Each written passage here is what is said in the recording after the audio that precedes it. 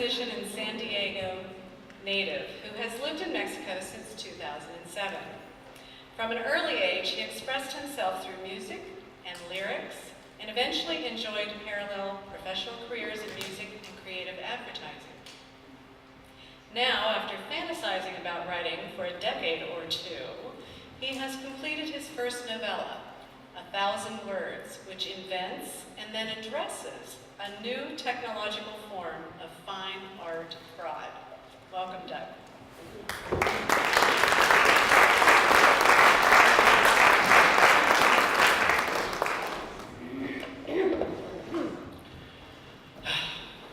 So when Maya said that we're an accomplished and diverse group, Gabriella is from the accomplished side of the spectrum.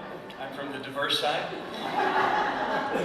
I'm going to read some excerpts from this 65-page novella, just enough to let you follow the action up to the point where the plot thickens.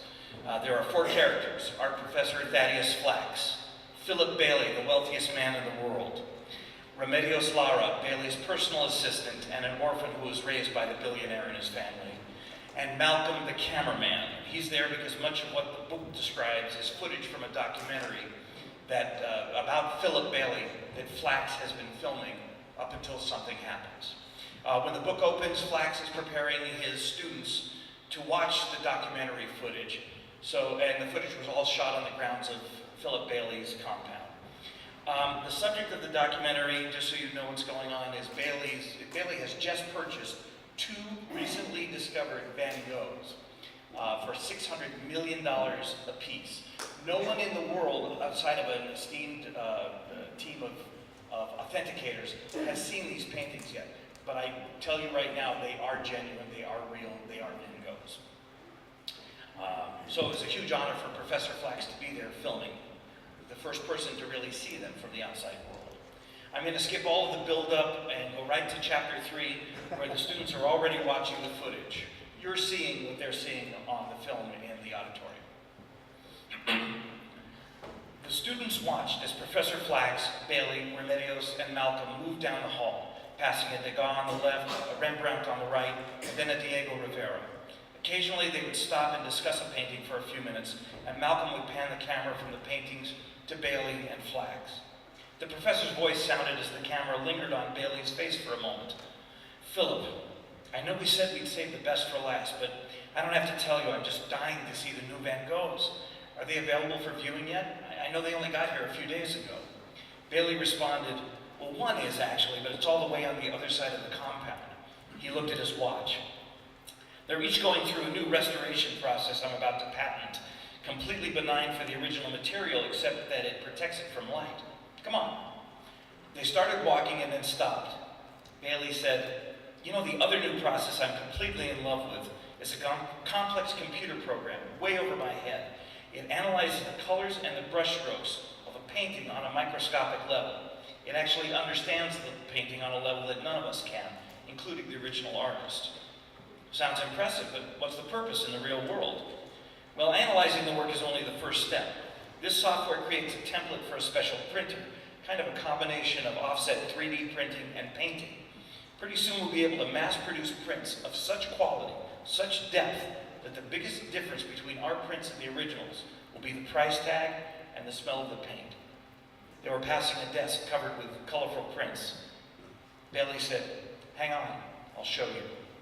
At that moment, Remedios stepped into the frame and whispered something into Bailey's ear. Bailey looked thoughtful, and Remedios stepped back and spoke to Flax. "I think we should go straight to the original painting. That's what everyone really wants to see, isn't it?" she said. Bailey smiled and replied, "I do see your point, Remedios, but I think in this case, Thad will appreciate the print on its own merits. Please allow me to overrule your suggestion, okay?" Remedios smiled tightly, nodded, and stepped out of the frame. The camera, not knowing where to focus, angled down at the desktop as Bailey pulled out one single print. "She's right, of course. Normally I would show you the original first, but since we're doing this a little out of order and we're standing right here and I'm so damn proud, take a look." The screen was suddenly filled with the image of an original Van Gogh, albeit one that none of the students had ever seen. Even on the school's audiovisual gear, the students could tell they were looking at a printing of the highest quality. The The colors were bold, but not exaggerated. The details seemed to shine as if they were painted only moments ago. The work itself was something to behold, of course. It was a Van Gogh landscape. Fields of golden wheat swirled into tall yellow-green grass that almost seemed to move when you stared at it. In the middle left portion, a greenish-blue pond extended all the way back to where it faded into a shadowy, marshy forest. You could almost smell the air of this tranquil summer afternoon. There was a tiny boathouse that nearly disappeared into the overgrowth and shadows on the opposite shore. Easy to miss at first, so subtle were the brushstrokes. This is printing? I feel silly saying this because I can tell, but this is extraordinary, Philip, really and truly extraordinary. The computer has recreated this painting from 4 feet away. I don't think anyone can even tell the difference.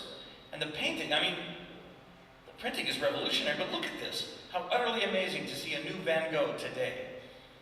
How could this have gone undiscovered for so long? What a crime. What more could we have learned about Vincent van Gogh had this been available to the world to view, to enjoy, to study? His voice trailed off wistfully. All true, old friend, and this is just the print. Let's go see the real thing, shall we? All right, now they're entering another structure. This time they entered and saw nothing. No desks, no papers, no paintings on the wall. A beautifully lit, empty white room lay before them. The camera panned up to the professor's face as he prepared to ask a question when Bailey suddenly said very softly, "Turn around." And there it was, $600 million worth of paint and genius and color and movement and brilliance and history and everything else that Thaddeus Flax had dedicated his adult life to studying and celebrating. The newest Van Gogh in the world. No one spoke. There was nothing to say, really. Yes, the print was amazing, but seeing it in person, sharing a physical space with this new masterpiece, added more emotional weight than he had expected. Flax asked if he could sit down. I'll think of something stunning to say when I record my voiceover, Philip, but for now, holy shit, man. Do you realize what we're looking at? Well, of course you do, but do you realize what it means to me? What it'll mean to the rest of the civilized world? Bailey was silent, and the rest of the tour was as well. As the camera panned up to show Flax's face, though, Malcolm thought he saw a glimpse of something other than awe. Some emotion was playing just below the surface, as if the professor had a question but was fighting the urge to ask it. "Philip," said the professor, "I know this sounds insane, but..." There were a few seconds of silence as the professor seemed to search for the right words. "I don't remember the boat."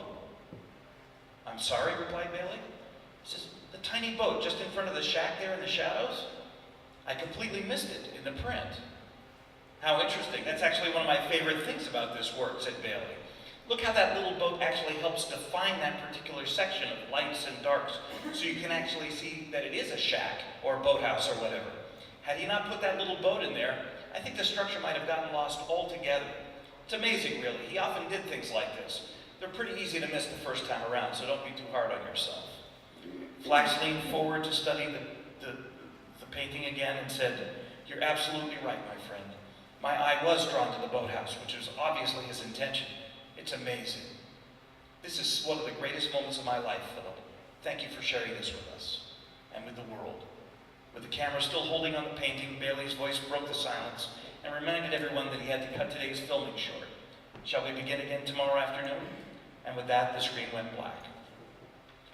When the footage resumed a second later, it was from a handheld consumer camera. The setting was a guest suite on the Bailey estate. The camera panned around the room and finally settled on an oblivious Flax, sitting on his bed surrounded by papers. "What was that all about today, Thad?" asked Malcolm. Flax started to respond without looking up and then suddenly realized he was being filmed. "Oh, Jesus, Malcolm, I feel like I'm on a reality TV show." Malcolm replied in a slightly hyped-up announcer's voice, "Last week on America's Weirdest Art Professor." And they both laughed. "But seriously, that was kind of strange today when we saw the painting. What was that about?" "I'm sure it was nothing. Look, I'd never seen the painting, and I was overwhelmed just by seeing the print. But for the life of me, I don't remember seeing that damn little boat. Obviously just a trick of the eye, or the light. He's way too careful to be taken in by a counterfeit at this point." Malcolm laughed a little and said, So what then? You think someone could have switched the painting between his scanning it for the print and the day we saw it? That seems unlikely. Of course, absolutely. It just threw me for a loop. Jesus, was it that obvious? We can just edit around it, can't we? And you know, no matter how awesome the technology, it was still just a print, right? Maybe that section of the painting didn't reproduce as faithfully as the others. You know, it was mostly shadows in there. The image shifted randomly as Malcolm's fingers searched for the power button. But Malcolm, said the professor quietly, do you remember seeing the boat in the print? The camera shut off and the screen went black.